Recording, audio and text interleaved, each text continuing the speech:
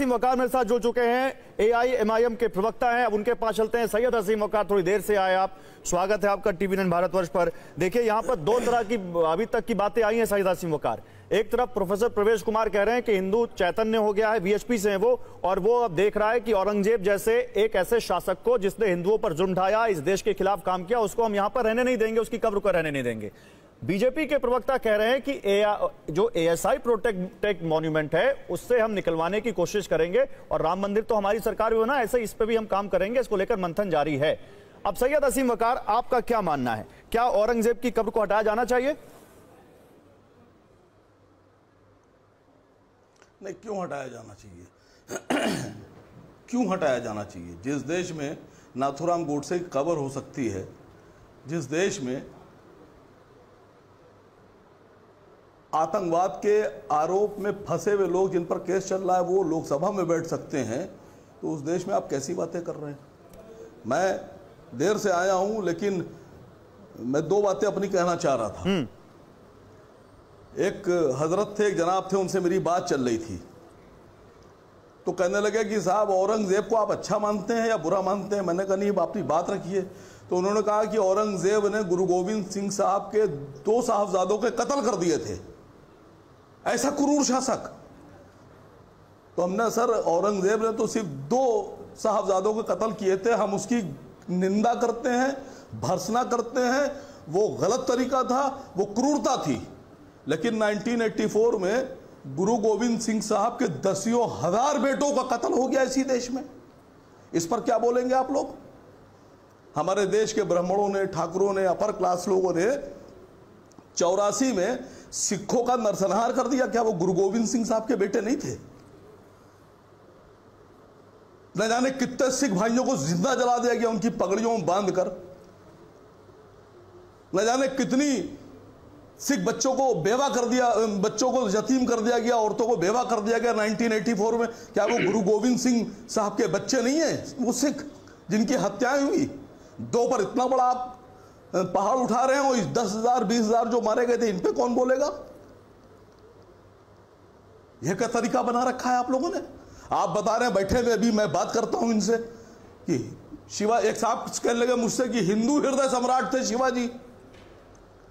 अगर हिंदू हृदय सम्राट थे तो एक इतिहासकार है राम पुनियानी, उनको बुलाइए, उनसे बात कीजिए, वो बताएंगे कि ब्राह्मणों ने शिवाजी महाराज का राज्याभिषेक करने से इनकार कर दिया था। अगर हिंदू हृदय सम्राट थे तो ब्राह्मणों ने इनकार क्यों किया?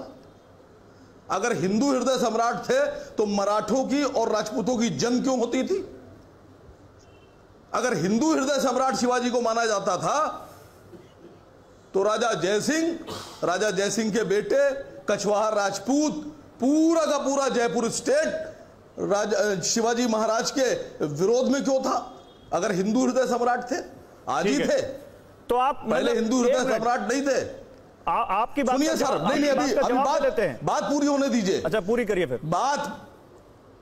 बात पूरी होने दीजिए। अगर शिवाजी महाराज और उनकी सेना को हिंदू हृदय सम्राट माना जाता है तो तानाजी के खिलाफ उदय भान सिंह राठौर अपनी सेना लेकर क्यों गए थे?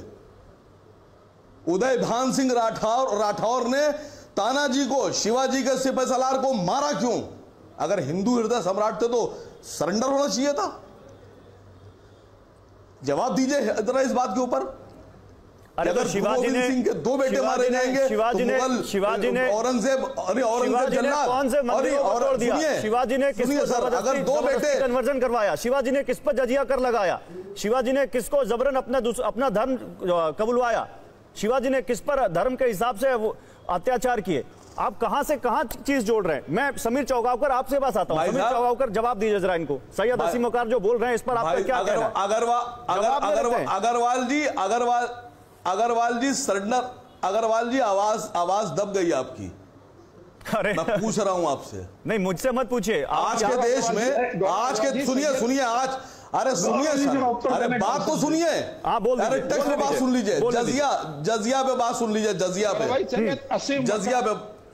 बात सुन लीजिए। बोल जजिया नहीं, मैंने 4-5 सवाल पूछे। बात तो सुन लीजिए मेरी, पूरी हो जाने दीजिए। बोल दीजिए, आपके पास 20 सेकंड है, बोलिए। सर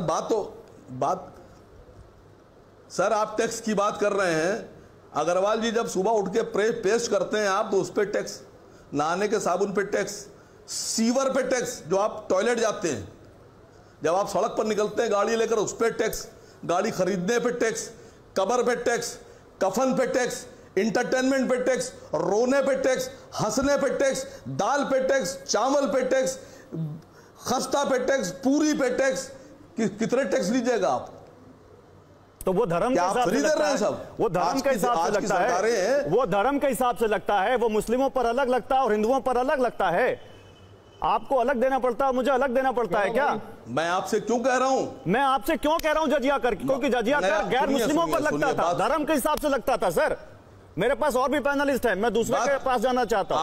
आपके पास जानकारी नहीं है जी गौरव जी, मुझे सुनिए सर, नहीं आपके पास जानकारियां नहीं है, आप आधे जानकारी लेके बैठे हैं। अरे सर मेरे पास, सुनिए जजिया क्या है, सुनिए जजिया क्या है। अब यह इतिहास की जजिया में खोल कर नहीं बैठा हूं, सर जजिया में तो सुन लीजिए एक बार, जल्दी पूरी कीजिए, फिर हजरत जजिया में पास जाऊंगा, जल्दी पूरी कीजिए। हजरत जजिया, देखिए मुसलमानों को टैक्स देना पड़ता है, मुसलमान होने के लिए ज़कात देना पड़ती है 2.5%, और 49 साल के औरंगजेब के शासन में उसने कोई टैक्स नहीं लगाया। आखिर के 5 साल में जब वो साउथ की तरफ गया तो उसने 1% जजिया लगाया और 2.5% ज़कात। अब मैं आपसे पूछ रहा हूं कि जजिया अगर लगा दिया 1%, तो आदमी, लोग कहते हैं कि साहब वो इसलिए लगाया था कि मुसलमान हो जाए। अब कौन से लोग थे जो 1% टैक्स जजिया का ना देकर मुसलमान हो गए? 2.5% इस पर 1% 2.5% इकोनॉमिक्स क्लास लेकर क्या अकलमंदी की बात कर रहे हैं सर आप?